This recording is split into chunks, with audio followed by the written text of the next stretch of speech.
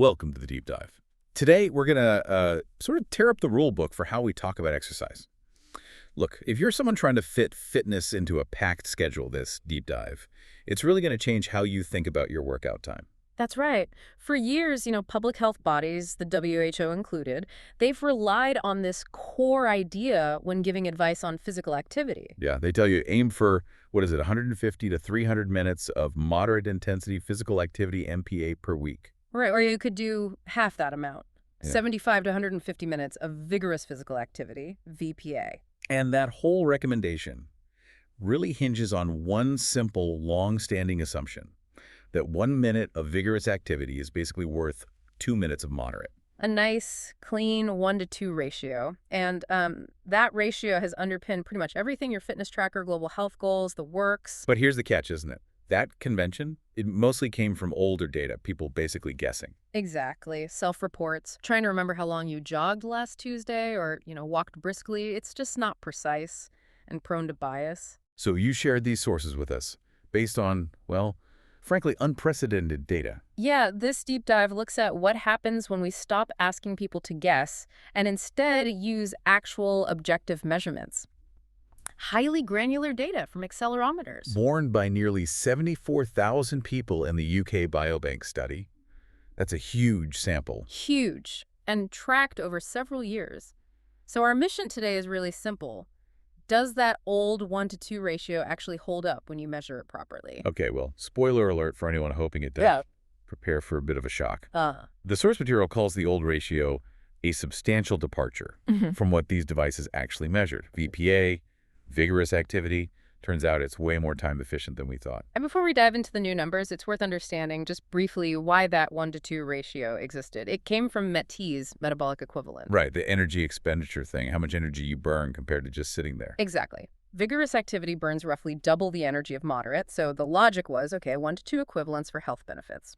Makes intuitive sense. Seems logical, but the sources are saying that just looking at calories burned doesn't quite tell the whole story for long-term health outcomes. Precisely. It doesn't perfectly map onto things like cutting your risk of dying early or avoiding heart disease. This accelerometer data, it's continuous. It measures movement in tiny 10-second chunks. Capturing every little burst of effort that you just forget about in a self-report. Totally missed. So, okay, let's get into these new numbers. This is what the source calls the Great Correction. All right, so these new ratios, they represent the amount of moderate activity, the MPA, you need to do to get the exact same risk reduction as just 1 minute of vigorous activity, VPA. Let's start broad. All-cause mortality, ACM. That's your risk of dying from, well, anything. Okay. The new equivalence, it's not 1-to-2. It's 1 minute of VPA is equivalent to 4.1 minutes of MPA. Wow. Okay, so right off the bat, the efficiency has more than doubled. More than doubled. Now, when we look at preventing major diseases, that efficiency, it rockets upward, especially for cardiometabolic outcomes. The heart disease, diabetes type stuff. Exactly. So for major adverse cardiovascular events, think heart attack, stroke, the ratio jumps to 5.4 to 1. 5.5 minutes moderate for 1 minute vigorous. Yep. And if you look specifically at dying from cardiovascular disease, now you're looking at 7.8 minutes of moderate activity to match the impact of that single minute of vigorous effort. Almost 8 times more effective minute for minute. And the peak efficiency, the biggest bang for your buck in terms of time, that's in type 2 diabetes prevention. Okay, what's the number there? To get the same risk reduction benefit as 1 minute of VPA, you need 9.4 minutes of MPA. Nearly 10 minutes. Yeah. That's almost a 10 to 1 ratio. It's almost 10 to 1. It really underscores how powerful intensity is for, blood sugar control and metabolic health. But here's something interesting I noticed in the source material. If VPA is so potent, why is the efficiency gain for physical activity-related cancer mortality lower? Good catch. It's 3.5 to 1 there. Still better than the old 1-to-2, definitely, but much lower than the almost 10 to 1 for diabetes.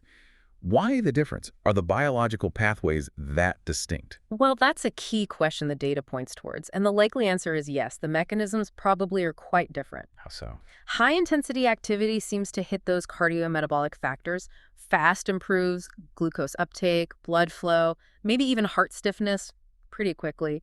But cancer prevention, that's often a much slower burn, biologically speaking. Right. More complex. Yeah, it might depend more on chronic systemic things like reducing long-term inflammation or boosting immune surveillance.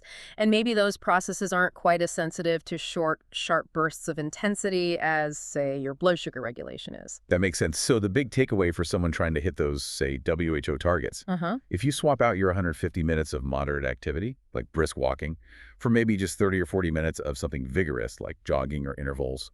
You're likely getting the same or maybe even more health benefit than sticking to the higher volume, lower intensity goal based on this data. Okay, that's a huge shift in thinking. Now, what about the other end of the scale? Light activity, LPA. Right, LPA. This is your slow stroll, standing up, doing chores around the house, stuff that old self-reports barely even captured. But the accelerometers pick it all up. So what did the data show for light activity's impact? Well, it's fascinating. Well, LPA is definitely important for just getting you off the couch, breaking up sedentary time. Right, sitting is bad. We know that. Exactly. But its power to actually reduce risk, the dose response, it's incredibly weak, according to this source. Weak how? It showed only a, quote, subtle gradient for type 2 diabetes and all-cause mortality. And for the big ones like CVD mortality or MESI-A, no statistically significant association at all. So walking slowly helps a bit with overall mortality and diabetes, but doesn't really move the needle much for major heart events. Essentially, yes. LPA seems to hit a ceiling pretty quickly. It helps you avoid the worst harms of being totally sedentary, but it doesn't seem to push risk reduction much beyond maybe 15% for most major outcomes, and even less, maybe 10% for cancer, according to this study. Wow. And this is where the time comparison gets, well, kind of mind-blowing. Yeah. We just said 1 minute of VPA is worth roughly 4 to 9 minutes of MPA.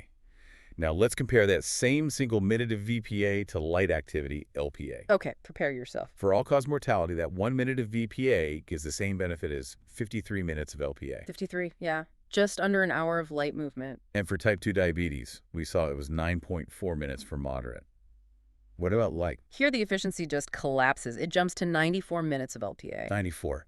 That's over an hour and a half of light activity to match 1 minute of vigorous. An hour and a half for that 1 minute of VPA benefit, it's stark. Okay, what about cardiovascular disease mortality? That 1 minute of VPA is equivalent to 72.5 minutes of LPA. Again, well over an hour. And the most extreme one you mentioned. The highest ratio, which really shows how light activity just doesn't hit those higher risk reduction thresholds, was for physical activity-related cancer mortality. Don't tell me.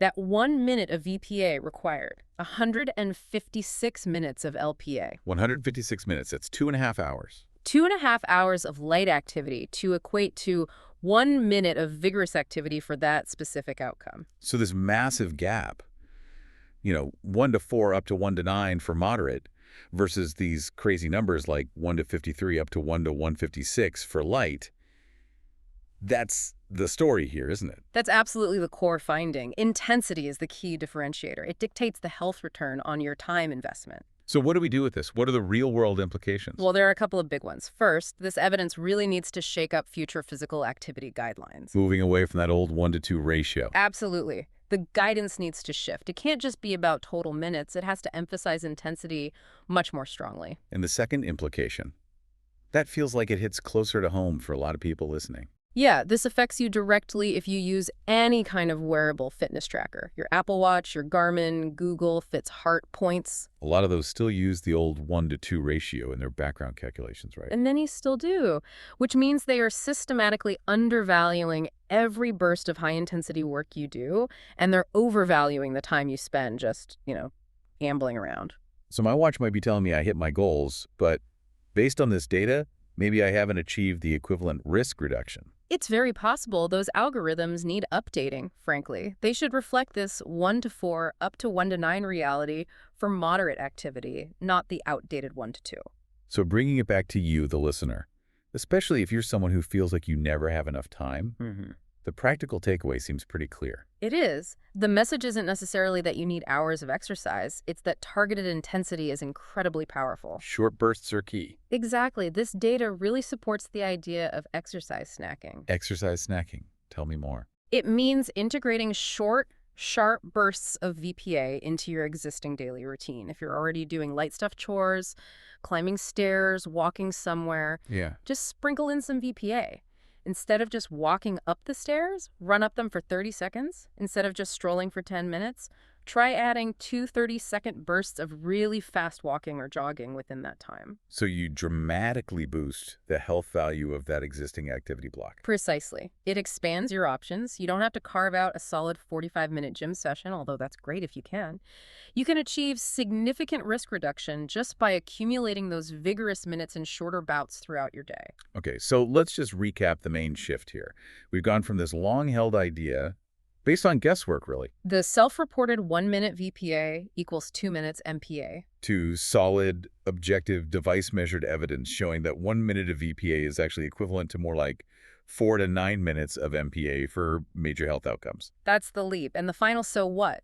It's that intensity is really the main driver for getting the most health bang for your physical activity buck. Time is precious. Incredibly. And vigorous activity offers a huge efficiency advantage in reaching those health goals. All right, so here's a final thought for you, the listener, to chew on. Yeah. Given these numbers, especially the light activity ones, remember, 1 minute VPA being worth almost an hour of LPA for just general mortality. Yeah, 53 minutes. Maybe ask yourself, are you focusing too much on just the amount of time you move and not enough on the intensity? Look at your day. Where could you possibly squeeze in just a 60-second burst, something that gets you a little breathless? Knowing that single minute could potentially be giving you the risk reduction equivalent of an hour or more of just puttering around, what little burst can you add today?